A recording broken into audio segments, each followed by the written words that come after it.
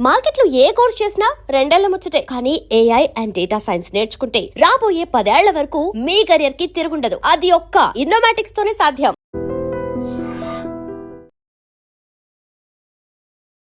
నమస్తే, నేను Kavitha. Welcome to iDream News and నిజాలు.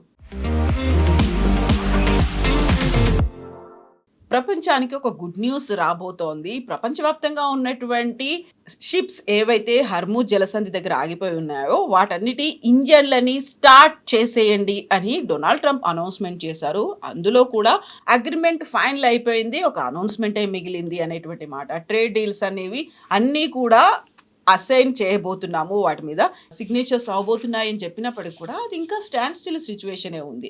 తన బర్త్డే రోజు ప్రపంచానికి ఒక గిఫ్ట్ లాగా అందివ్వాలి అనుకున్నటువంటి డొనాల్డ్ ట్రంప్కి ఎందుకు మళ్ళీ నిరాశ ఎదురైంది? మనతో పాటుగా ఉన్నారు సీనియర్ జర్నలిస్ట్ సురేష్ కొచ్చతిల్ గారు. సార్ నమస్తే. సో డొనాల్డ్ ట్రంప్ బర్త్డేకి ఒక ప్రపంచానికి ఒక గిఫ్ట్ అని అనుకున్నారు. హర్మూజ్ జలసంధి ఓపెన్ చేస్తున్నారు. వరల్డ్ వైడ్గా ఎక్కడైతే ఉన్నాయో షిప్స్ వాటన్నిటిని ఇంజన్స్ ఆన్ చేయండి, లెట్స్ ద ఆయిల్ ఫ్లో అనేటువంటి మాట ఎక్కడ మళ్ళీ బ్రేక్ పడింది? హార్మూజ్ ఓపెన్ చేయడం అనేది ప్రెసిడెంట్ ట్రంప్కి ఏం క్రెడిట్ లేదు. ముందు ఓపెనే ఉండే. దీనికన్నా ముందు కూడా మనం డిస్కస్ చేసాం. ఫిబ్రవరి 27 straight of Hormuz is open.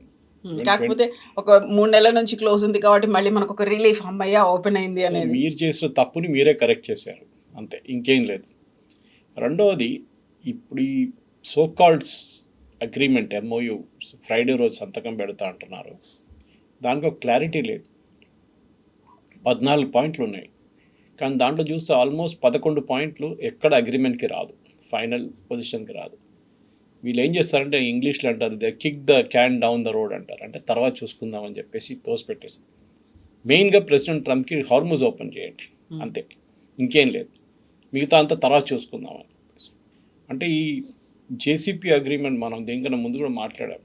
Negotiate చేసిన వాళ్ళు అన్నారు ఫర్ 2 years 2 సంవత్సరాలు దాని టెక్నికల్ పాయింట్స్ నెగోషియేట్ చేశారు. Not political points, technical points.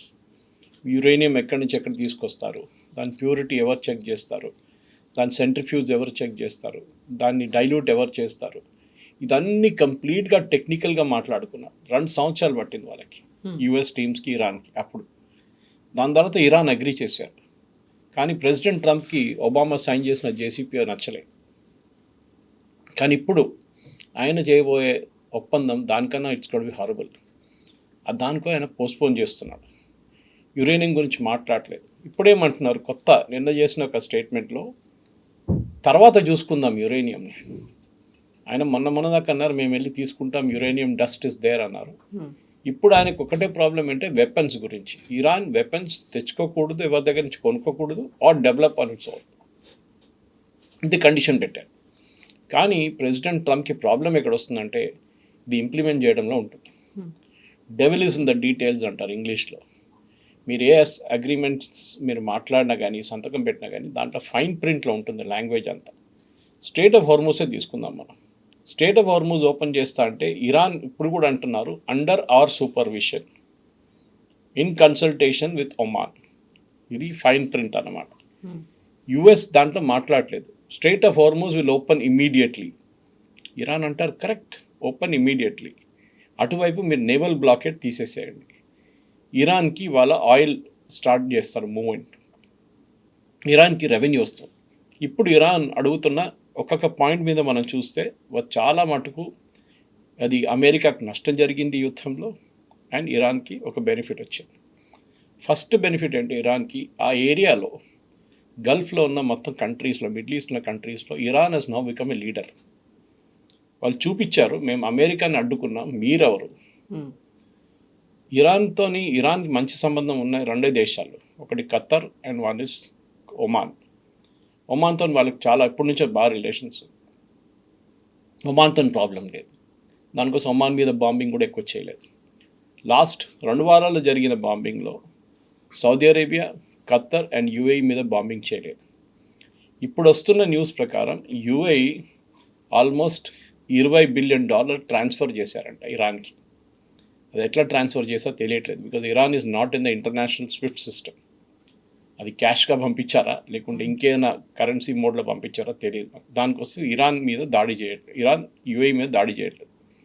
దాంట్లో హాఫ్ ద అమౌంట్ ఇరాన్ దగ్గర నుంచి అక్కడ యుఏఈ బ్యాంక్స్లో అమెరికా ఫ్రీజ్ చేసిన అకౌంట్ అది. అమెరికా అనుమతి లేకుండా ఈ డబ్బులు వాళ్ళు పంపించలేరు. ఇదంతా అండర్ హ్యాండ్ డీలింగ్ నడుస్తుంది. అమెరికా ఒప్పందంతోనే ఇది చేశారనమాట. సో ఆ ఒప్పందంలో $10 బిలియన్ వాళ్ళు ఆ పాత అకౌంట్ నుంచి తీసిచ్చారు. $16 బిలియన్ సాఫ్ట్ లోన్గా ఇచ్చారు. మీరు ఎప్పుడైనా కట్టండి తర్వాత చూద్దామని చెప్పి. ఎందుకంటే యుఏ ఇస్ డెస్పరేట్ వాళ్ళ బిజినెస్ రీస్టార్ట్ చేయడానికి. ఒకవైపు టూరిజం, ఇంకోవైపు ఆయిల్. దుబాయ్ దగ్గర ఆయిల్ లేదు, యుఏఈ దగ్గర ఆయిల్ ఉంది. సో అక్కడ నుంచి ఆయిల్ పంపిస్తారు, ఇక్కడ టూరిజం స్టార్ట్ అవుతుంది, ఫ్లైట్ స్టార్ట్ అవుతుంది. సౌదీ అరేబియాకి ఇంకా దానికన్నా పెద్ద ప్రాబ్లం. సౌదీ అరేబియాకి ఇరాన్కి అస్సలు పడదు, ఇప్పుడు కాదు ఎప్పటి నుంచో. సో సౌదీ అరేబియా ఏం చేస్తున్నారంటే వాళ్ళ వైపు నుంచి యుఎస్ నుంచి ప్రెషర్ పెడుతున్నారు, యుఎస్ వైపు నుంచి, that you finish this deal once for all. ఏమైనా నష్టాలు ఉంటే మేము దాన్ని we will bank roll it. అక్కడే ఇప్పుడు కొత్త దాని ప్రకారం మనకు తెలియదు, ఫైన్ ప్రింట్ వస్తేనే తెలుస్తుంది. ఈ ఎంటైర్ బాంబింగ్ జరిగింది ఇరాన్ మీద వాళ్ళకి జరిగిన నష్టాలు $300 బిలియన్ అంటున్నారు. $300 బిలియన్. అంటే అమెరికా కొట్టిన బ్రిడ్జ్లు, అమెరికా ధ్వంసం చేసిన బేస్లు, అమెరికా ధ్వంసం చేసిన పవర్ ప్లాంట్, అమెరికా ధ్వంసం చేసిన ఆయిల్ ఫీల్డ్స్, ఇదంతా ఇప్పుడు అమెరికా రిపేర్ చేస్తారంట. ఆలోచించండి. దాని డబ్బులు ఎవరు ఇస్తారు? Gulf countries. కడతారు ఎవరు? అమెరికా. అమెరికాకి బిజినెస్ అయిపోయింది. అంటే యుద్ధం జరిగింది, అమెరికా దాన్ని బాంబ్ వేశారు, అమెరికా దాన్ని మళ్ళీ రీకన్స్ట్రక్ట్ చేస్తారు. ఎనివే అమెరికాని లోపల రానియరు ఇరాన్ లోపల. కానీ యుద్ధం ఎందుకు మొదలైంది మనం అందరికీ తెలుసు. ఒకటి, regime change was the main thing. President Trump famous statement, help is on the way అని చెప్పారు. ఇరానియన్ ప్రజలు రోడ్డు మీదకి వచ్చారు, 40,000 మందిని చంపేశారు వాళ్ళు. బసీజ్ కానీ ఇరానియన్ రెవల్యూషనరీ గార్డ్స్. వాళ్ళ సంగతి ఏంటి ఇప్పుడు? ఇరానియన్ ప్రజలు ఇప్పుడు అడుగుతుంది అది. ఇరానియన్ బయట ఉన్న, అంటే ఇరాన్లో బయట ఉన్న, యూఎస్లోనే, యూరోప్లోనే ఇరానియన్స్ అడుగుతున్నారు. ప్రెసిడెంట్ ట్రంప్ దగ్గర మీరు ఒక హామీ ఇచ్చారు ఇరానియన్ ప్రజలకి, దట్ రెజీమ్ చేంజ్ జరుగుతుంది, మీరు రోడ్డు మీదకి రండి, మీరు పోరాటం చేయండి అని చెప్పేసి. ద సేమ్ టైం కర్డ్స్ని యూజ్ చేసి ఇరానియన్ రెజీమ్ని కొట్టేద్దాం అనుకున్నప్పుడు టర్కీ ఆపారు అది. ఎందుకంటే టర్కీకి కూడా కర్డ్స్ ఒక పెద్ద థ్రెట్. ఇజ్రాయెల్ ఆయుధాలు ఇచ్చేశారు కర్డ్స్కి, కానీ ఆయుధాలు వాడలేకపోయారు వాళ్ళు, బికాస్ యూఎస్ మీద ప్రెషర్ పెడితే యూఎస్ ఆపేశారు. సో ఇరానియన్ రెజీమ్ ఇప్పుడు చాలా స్ట్రాంగ్ అయిపోయింది. ఒకటే ప్రాబ్లం, వాళ్ళ దగ్గర డబ్బులు లేవు. రెండో ప్రాబ్లం, వాళ్ళ దగ్గర నీళ్ళు తక్కువ, డ్రింకింగ్ వాటర్, డీసాలినేషన్ ప్లాంట్స్ కరెక్ట్గా పనిచేయట్లేదు. ఈ 2 కారణాలు. మూడోది ఆఫ్ కోర్స్ వాళ్ళ ఇన్ఫ్లేషన్ చాలా ఎక్కువ, డబ్బులు లేవు వాళ్ళ దగ్గర. మనం ముందు కూడా మాట్లాడాం దీని గురించి. దాంతో కలిసి ఇరాన్ ఆయిల్ కూడా మూవ్ కావట్లేదు. Okay, $140 billion we can earn per day అంటున్నారు వాళ్ళు, చూద్దాం. కానీ ఇప్పుడు జరిగిన దాంట్లో I think it's a win for Iran. America ఏం సాధించాలనుకున్నారు, ఈవెన్ ఇజ్రాయెల్ కూడా ఏం సాధించలేకపోయారు యుద్ధంలో. నష్టాలే జరిగింది వాళ్ళకి. అమెరికా ఎట్లా దీని నుంచి బయటికి పడాలి. ప్రెసిడెంట్ ట్రంప్ ఒకటే ఉండే, ఆయన అనౌన్స్మెంట్ నిన్న ఎందుకు చేశారంటే, ఆయిల్ మార్కెట్స్ ఇవాళ పొద్దున ఓపెన్ అవుతుంది. ఇవాళ పొద్దున ఓపెన్గానే 4% పడిపోయింది, 86 దాకా వచ్చింది ఇప్పుడు పర్ బ్యారెల్. కానీ పాత సిస్టమ్ అంటే this 86 is almost I think March first వీక్లో ఉన్న రేట్. ఇంకా కొంచెం తగ్గితే 80 దాకా వస్తే మనం we will go back to February and January రేట్స్కి వెళ్ళిపోతాం. ఇది మన లాంటి దేశానికి చాలా పెద్ద ఒక అడ్వాంటేజ్. కానీ దీంట్లో ప్రాబ్లం ఎక్కడ వస్తుందంటే, మనకి దీంట్లో పాకిస్తాన్ ఇన్వాల్వ్మెంట్ ఉంది. పాకిస్తాన్ కాదు ఫైనల్ నెగోసియేషన్ చేసింది, కానీ అనౌన్స్మెంట్ పాకిస్తాన్ చేశారు. ఫైనల్ నెగోసియేషన్ ఖత్తర్ చేశారు. ఖత్తర్ వైపు నుంచి ఆల్మోస్ట్ $26 బిలియన్ వాళ్ళ బ్యాంక్లో ఉంది, అక్కడ ఖత్తర్ బ్యాంక్స్లో ఉంది, ఇరానియన్ డబ్బులు, అది ఫ్రీజ్ చేసిన డబ్బులు. ఖత్తర్ అది రిలీజ్ చేస్తారని చెప్పారంట. అగైన్ క్వశ్చన్ ఇస్, ప్రెసిడెంట్ ట్రంప్కి తెలుసో తెలియదో, తెలియకుండా చేయలేరు వాళ్ళు. సో డెఫినెట్గా అక్కడ కూడా అమెరికన్ హ్యాండ్ ఉంది దీంట్లో. చాలా మటుకు ప్రెసిడెంట్ ట్రంప్ డెస్పరేట్గా, ఇన్ఫ్యాక్ట్ మీకు గుర్తుంటుంది, నిన్న రాత్రి అగ్రిమెంట్ సైన్ చేయడానికి వెళ్తున్నామని చెప్పి మొన్న రాత్రి చెప్పంగానే ఇజ్రాయెల్ బేరూట్ మీద బాంబింగ్ చేశారు. నిన్న హెవీ బాంబింగ్ ఉండేది. ప్రెసిడెంట్ ట్రంప్కి లిటరలీ పిచ్చి పట్టేసింది. I believe called up Netanyahu and started shouting at him. ఆయన మీద ఏం చేస్తున్నారు మీరు, నేను డీల్ సైన్ చేయబోతున్నాను, మీరు మళ్ళీ బాంబింగ్ చేస్తున్నారని. మా మీద బాంబింగ్ చేశారు హెజ్బుల్లా, అవి బాంబ్డ్ ఇన్ రిటర్న్, సింపుల్. ఇమ్మీడియట్గా ఇరాన్ ఏమన్నారంటే నిన్న సాయంత్రం, దట్ మేము ఇజ్రాయెల్ మీద దాడి చేయబోతున్నాం అన్నారు. దెన్ ఈ అగ్రిమెంట్ కాదు ఇంకే రాకపోతుండే బయటికి. దాన్ని ఆపెట్టారు ఇప్పుడు. ఏది, యుఎస్ మాట్లాడి ఖత్తర్తో మాట్లాడిపించి ఈ బాంబింగ్ ఆపారు వాళ్ళు. సో కవిత గారు కాంప్లికేషన్స్ చూడండి దీంట్లో. ఇది ఈ so called deal, so called MOU, memorandum of misunderstanding అయిపోతుంది అనుకుంటాను, అండర్స్టాండింగ్ కాదు. ఎందుకంటే ఒక్కొక్క పాయింట్ దీంట్లో డిస్ప్యూటెడ్ పాయింట్స్. ఇరాన్ ఎప్పుడు అంగీకరించరు. అన్నిటికంటే పెద్ద ప్రాబ్లం అంటే రెండు countries, US and Iran and even Israel, వాళ్ళ సిటిజన్స్కి, వాళ్ళ దేశంలోని వాళ్ళ సిటిజన్స్కి ఈ డీల్ ఏంటని అమ్మాలి వాళ్ళు తీసుకెళ్ళి. చూడండి, మనం గెలిచాము అని చెప్పి ప్రెసిడెంట్ ట్రంప్ చెప్తారు అమెరికన్ సిటిజన్స్కి. ఇరానియన్ లీడర్షిప్ వెళ్ళి అంటారు, చూడండి మేము US లాంటి దేశాన్ని అడ్డుకున్నాం, మనకి డబ్బులు వస్తున్నాయి, మన డబ్బులు ఇన్ని సంవత్సరాలు చాగిపోయి ఉండే అదంతా మనకి రిటర్న్ వస్తుంది. ఇజ్రాయెల్ ఏమంటారంటే, ఈ నెటన్యాహు, చూడండి మేము ఈ హెజ్బుల్లాని ఆపేసాం, హెజ్బుల్లా మన మీద దాడి చేయరు, ఇప్పటి నుంచి ఎవరు దాడి చేయరు మన మీద, అదొక అగ్రిమెంట్ ఉంది, ఇదని అమ్ముతారు. కానీ దీంట్లో అన్నింటికంటే వీక్ పొజిషన్ ఇప్పుడు నెటన్యాహుది ఉంటుంది. యుద్ధం మొదలు చేసిన నెటన్యాహు అండ్ ఇజ్రాయెల్, వాళ్ళకి ఒక సింగులర్ ఏముండే, ఇరాన్లో ఉన్న రెజీమ్ని మార్చాలి. వీళ్ళని మార్చకపోతే హెజ్బుల్లా కానీ, హూతీలు కానీ అండ్ హమాస్ వీళ్ళు ఉంటారు, వీళ్ళకి ఇంకా డబ్బులు వస్తాయి, వాళ్ళు ఇంకా ఆయుధాలు కొనుక్కుంటారు, మళ్ళీ ఇజ్రాయెల్ మీద ఏదో ఒక రోజు దాడి చేస్తారు. ఇది 100%. ట్రంప్ ఇవాళ ఉంటారు, ఇంకా 2 సంవత్సరాల తర్వాత ఆయన వెళ్ళిపోతారు. దాని తర్వాత ఏం జరుగుతుంది?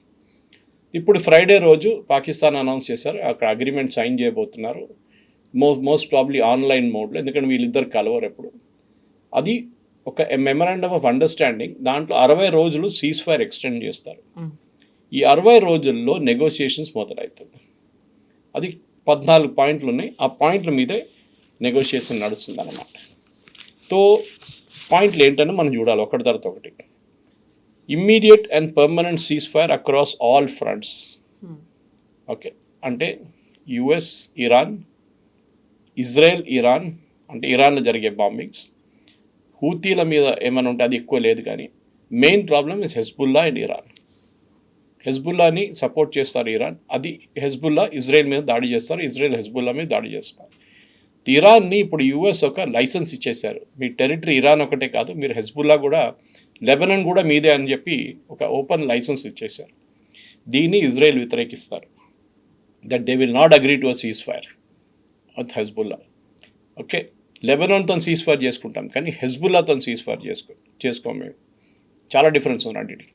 హెజ్బుల్లా వచ్చి కూర్చుంది లెబనాన్లో, లెబనాన్ ఏమో మేము రెడీ ఉన్నామని చెప్పి దీనికన్నా ముందు కూడా సీజ్ ఫైర్ వాళ్ళు ప్రఖ్యాపించి వాళ్ళు వాషింగ్టన్లో మాట్లాడారు, ఇజ్రాయెల్ అండ్ లెబనాన్. కానీ ఇప్పుడు ఇజ్రాయెల్ అంగీకరించి, ఇజ్రాయెల్లో నవంబర్లో ఎలక్షన్స్ వస్తుంది, full fledged elections, president Trump లాగా మిడ్ టర్మ్ కాదు. ఈ ఎలక్షన్లో నెటన్యాహుని పెద్ద ఛాలెంజ్. ఇప్పుడు అక్కడున్న ప్రజలు ఏమంటున్నారంటే, మీరు మమ్మల్ని మోసం చేశారు, మధ్యలో వదిలేయకండి. ఎగ్జాక్ట్లీ, మీరు don't have the guts to fight the Lebanese, అంటే ఎస్పెషలీ హెజ్బుల్లా, ఎందుకంటే US మిమ్మల్ని ఆపుతున్నారు. సో ప్రెసిడెంట్ ట్రంప్ మీద అక్కడ చాలా కోపం ఉంది ఇజ్రాయెల్లో. అండ్ డెఫినెట్గా ఈ అగ్రిమెంట్ సైన్ చేయంగానే ఫ్రైడే రోజు మళ్ళీ యుద్ధం మొదలవుతుంది, దాంట్లో డౌట్ లేదు. ఎందుకంటే ఇజ్రాయెల్లో ఉన్న ఆపోజిషన్ పార్టీస్ కానీ, ఇజ్రాయెల్లో ఉన్న ప్రజలు అందరూ ఇదే అంటున్నారు. అండ్ US ఉన్న కాంగ్రెస్మెన్ అండ్ సెనేటర్స్ చాలామంది ఇజ్రాయెల్ డబ్బులతో బతుకుతారు, వాళ్ళు ఇజ్రాయెల్ లాబింగ్తో డబ్బులు వస్తుంది వాళ్ళకి. అండ్ చాలామంది జూయిష్ కమ్యూనిటీ ఉన్నారు. వీళ్ళందరూ ప్రెసిడెంట్ ట్రంప్ ఇప్పుడు ఈ హవాలో ఒక వారం పాటు నడిపించుకుంటాడు, కానీ దాని తర్వాత ప్రెషర్ పెడతారు, నో డీల్ విత్ ఇరాన్, మళ్ళీ you go back to square one. So ఇదంతా నేను ఇంకొక యుద్ధం ఆపానని చూపించడానికి ఆయన చేసిన, ఆయన మొదలుపెట్టింది యుద్ధమే, ఆయనే ఆపారని చెప్పి క్రెడిట్ తీసుకుంటున్నారు అన్నమాట. రెండవది, US pledges non interference in Iranians internal affairs. అంటే ఇరాన్లో రెజీమ్ చేంజ్ కానివ్వండి, మిగతా ఏదైనా ప్రో డెమోక్రసీ మూమెంట్స్ మేము సంబంధం ఉండదు ఇంకా, అంటే చేయకూడదని ఇరాన్ చెప్తున్నారు. US అంగీకరిస్తారో లేదో మనకు తెలియదు. ఓకే, ఇప్పటికైతే US ఏం చేయరు, అక్కడ ఏం చేయలేరు కూడా వాళ్ళు. మూడవది, naval blockade be lifted within 30 days. ఈ 60 రోజులు సీజ్ ఫైర్ ఇప్పుడు ఎక్స్టెండ్ చేస్తున్నారు, పొడిగిస్తున్నారు. దాంట్లో 30వ రోజులో నేవల్ బ్లాకేట్ తీసేయాలి. ప్రెసిడెంట్ ట్రంప్ ఏమో ఇక్కడ నుంచి ఇమ్మీడియట్ సంతకం పెట్టంగానే strait of Hormuz will be open అంటారు, కానీ 30 days తర్వాతనే నేవల్ బ్లాకేట్ లిఫ్ట్ చేస్తాడు. ఇది కూడా మనం చూడాల్సి వస్తుంది, ఇది ఇరాన్ అగ్రీ చేస్తారో లేదో అనేది. US forces to withdraw around Iran, ఇది ఒక గ్రే ఏరియా యాక్చువల్లీ. ఎందుకంటే అరౌండ్ ఇరాన్ అంటే ఏంటి, బికాజ్ వీళ్ళ బేస్డ్ ప్రతి కంట్రీలో ఉంది, Qatar, Jordan, Bahrain, Kuwait, Oman, UAE, Saudi Arabia, అన్ని దేశాల్లో వీళ్ళ US బేసెస్ ఉంది. Most of them are air force bases. బహ్రెయిన్లో ఒకటే 5th fleet US navy base ఒకటి ఉంది. వీళ్ళని విత్డ్రా చేస్తే మళ్ళీ ఈ కంట్రీస్కి ఎవ్వరికి స్టెబిలిటీ ఉండదు. రేపు ఇంకొక ఒసామా బిన్ లాడెన్ తయారై వచ్చి సౌదీ అరేబియాని టేక్ ఓవర్ చేసుకోవచ్చు. ఇది అగ్రి చేయరు. బహుశా ఈ పాయింట్ ఉండొచ్చు దట్ ఇప్పుడు యుఎస్ కొన్ని కంట్రీస్లో టెంపరీగా ఫోర్సెస్ని పెట్టారు వాళ్ళని బహుశా విత్డ్రా చేపిస్తాడు. కానీ యుఎస్ అది కూడా అంగీకరించారు. స్ట్రైట్ ఆఫ్ హార్మూజ్ మనం మాట్లాడుకున్నాం with in 30 days. So straight of Hormuz 30 days లోపల అంటున్నారు. ప్రెసిడెంట్ ట్రంప్ ఏమో ఇమ్మీడియట్ అంటున్నారు. ఇరాన్ ఏమో 30 days అంటున్నారు. ఇప్పుడు కూడా ఇవాళ పొద్దున కూడా ఇరానియన్ లీడర్షిప్ ఒక ట్వీట్లో మేము ఒమాన్తో మాట్లాడుతున్నాం, we will arrive at a mechanism అంటున్నారు. అది యుఎస్ అంగీకరించారు. అగైన్ అక్కడే కొలాప్స్ అయిపోతుంది. ఈ సో కాల్డ్ ఎంఓయూ కొలాప్స్ అయిపోతుంది. ఇట్లా చాలా ఉన్నాయి కవిత గారు, చెప్పుకుంటూ పోతే పాయింట్స్ చాలా ఉన్నాయి. ఇంకా ఇప్పుడు ఈ అగ్రిమెంట్ కుదరాలి అనుకుంటే బోల్డ్ అని ఇంటర్లింక్డ్ ఇష్యూస్ అనేవి ఉన్నాయి. ఒకవేళ అగ్రిమెంట్ కనుక యాక్సెప్ట్ అవుతే దానికి సంబంధించి చైన్ రియాక్షన్స్ కూడా అలాగే ఉంటాయి. చాలా కూల్గా హ్యాపీగా అయిపోయింది అనేటువంటి ఒక గుడ్ పాజిటివ్ నోట్ అయితే అక్కడ కనిపించదు. అండ్ ఒకవేళ హర్మూజ్ జలసంధి కనుక ఓపెన్ అవుతే యుఎస్ ఏమన్నా బయటకు వస్తే మేము ఇరాన్ మీద పెట్టినటువంటి శాంక్షన్స్ కూడా మేము తొలగించుకుంటాము అనేది ఫ్రాన్సు, ఇటలీ, జర్మనీ ఇలాంటి కంట్రీస్ అవన్నీ ఎందుకు ఇరాన్ మీద శాంక్షన్స్ పెట్టాయి? అది యుఎస్తో సహా పెట్టారు. ఎందుకంటే యుఎస్ ఒకటే శాంక్షన్స్ పెడితే అది పనికిరాదు. అప్పుడు we're talking of some few years ago అనమాట, కొన్ని సంవత్సరాల ముందు. ఎందుకంటే ఈ ఫ్లీట్స్ మూవ్ అవుతుంటుంది. యుఎస్ శాంక్షన్స్ పెట్టినా కానీ మోస్ట్లీ ఫైనాన్షియల్ శాంక్షన్స్ ఉంటుంది. ఆ టైంలో వాళ్ళు నేవల్ బ్లాకేట్ పెట్టలేదు. అంటే ఇరాన్ చైనాకి ఆయిల్ అమ్మితే చైనా ఇరాన్ని బ్యాంక్ సిస్టమ్ నుంచి పేమెంట్ చేయలేరు. స్విఫ్ట్ అని చెప్పి ఒక ఇంటర్నేషనల్ సిస్టమ్ ఉంది, ఇంటర్నేషనల్ బ్యాంక్ ట్రాన్సాక్షన్. మనం ఇక్కడ ఆర్టీజీఎస్ వాడుకుంటున్నట్ల ఒక ఇంటర్నేషనల్ పేమెంట్, అది బిలియన్స్లో ఉంటుంది ట్రాన్సాక్షన్స్ అనమాట. అది ఆయిల్ ఉండొచ్చు, పెట్రోకెమికల్స్ ఉండొచ్చు, ఫర్టిలైజర్స్ ఉండొచ్చు, కమోడిటీస్ ఉండొచ్చు, డిఫెన్స్ ఉండొచ్చు, ఏదైనా ఉండొచ్చు. పేమెంట్స్ అన్నీ దాని నుంచి వెళ్తున్నాను. రష్యాని కూడా తీసేశారు. రష్యాని స్విఫ్ట్ నుంచి బ్యాన్ చేశారు యుక్రెయిన్ వార్ తర్వాత. సో రష్యా అంతా ఇప్పుడు డైరెక్ట్ పేమెంట్ చేసుకుంటున్నారు వాళ్ళ.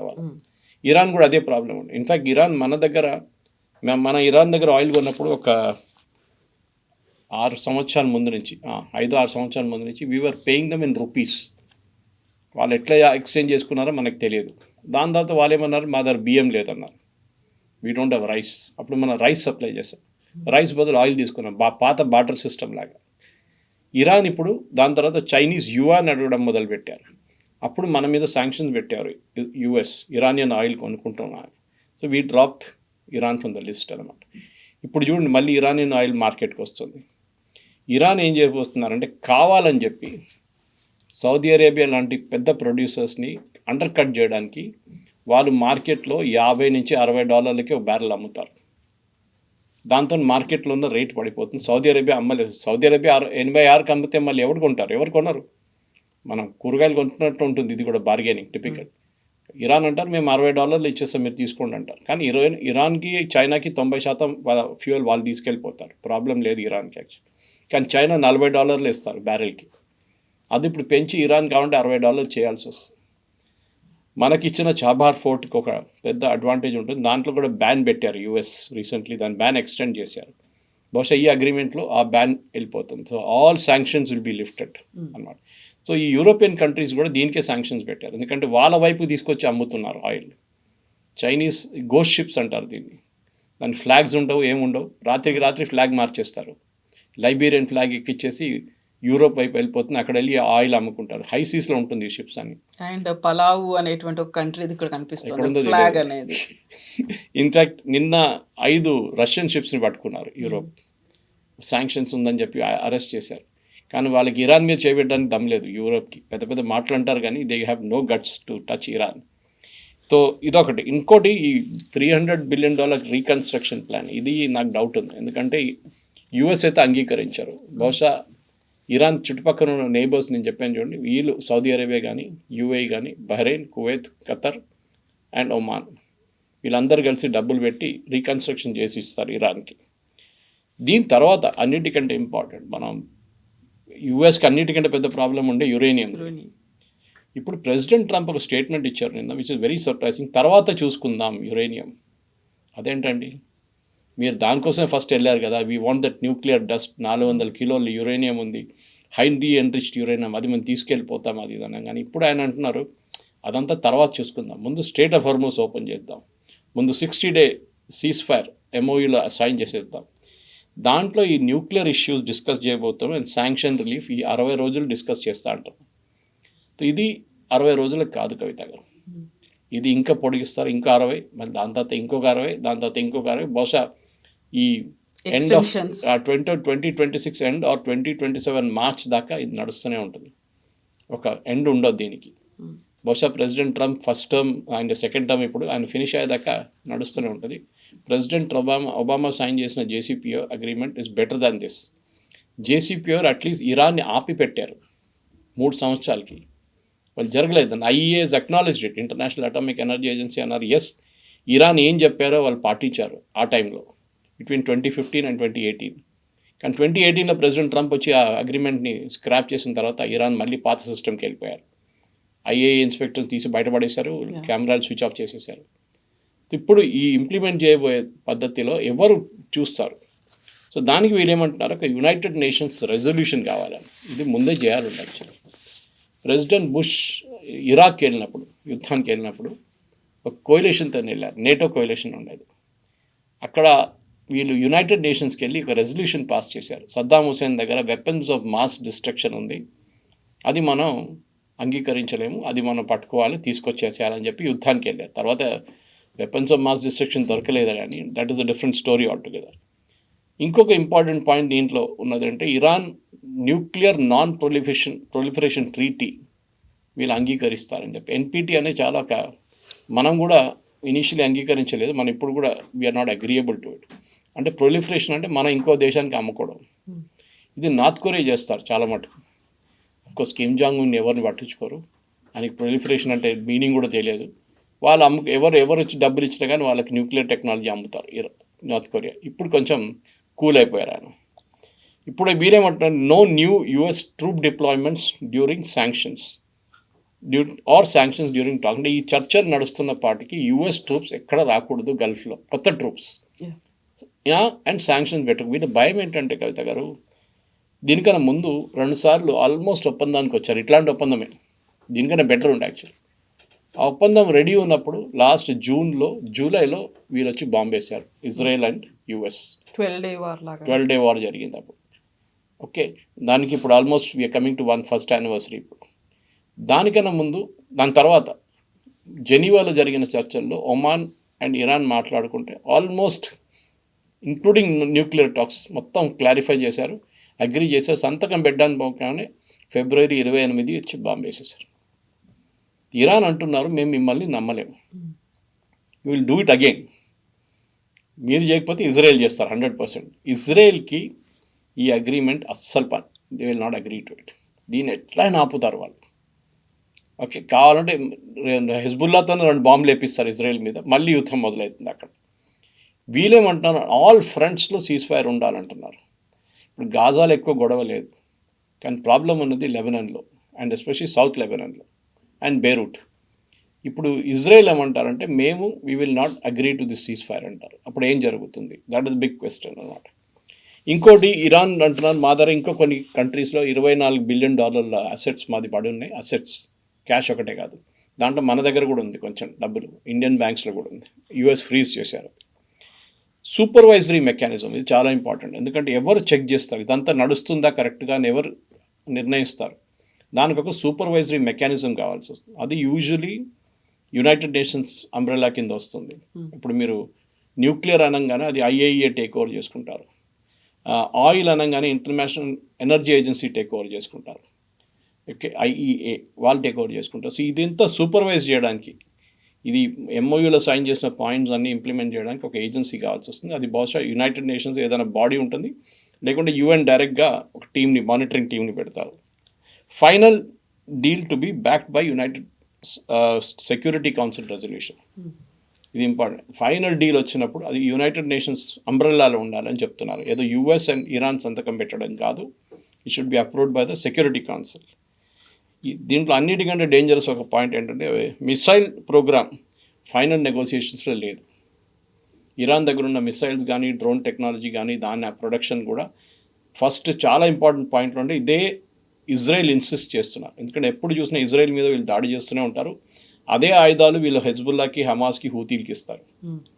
ఇది ఆపాలని చెప్పి ఎప్పుడు చెప్పారు, కానీ వీళ్ళు పట్టించుకోలేదు. ఇప్పుడు ఈ అగ్రిమెంట్లో ఇది ఉంది. ఇది వస్తే ప్రెసిడెంట్ ట్రంప్కి ఇది చాలా పెద్ద ప్రాబ్లం కాబోతుంది, ఎస్పెషల్లీ యూఎస్ కాంగ్రెస్లో. ఆయన జస్టిఫై చేయలేరు. రేపు ఈ మిసైల్స్ ఎవరి మీదనే వాడుకోవచ్చు. అఫ్కోర్స్ ప్రైమర్లీ ఇజ్రాయెల్ మీద టార్గెట్ చేస్తారు అది, కానీ ఇప్పుడున్న గల్ఫ్ కంట్రీస్ కూడా భయం అయిపోయింది. ఇరాన్ అంటే ఎప్పుడు కొడతారో మమ్మల్ని తెలియదండి, ఆ పరిస్థితికి వచ్చేసారనమాట. ఎగ్జాక్ట్లీ. ఇప్పుడు యురేనియం గురించి వాళ్ళు ఏం మాట్లాడట్లేదు అనుకున్నప్పుడు ప్యూరిఫికేషన్ అనేది వాళ్ళు చేయొచ్చు. ఒక స్టాండ్ స్టిల్ సిచ్యువేషన్ అనేది ఒక డిమాండ్ అనేది పెడతారా, లేకుంటే యాజ్ ఇట్ ఈస్గా మీరు వదిలేయండి అంటారా?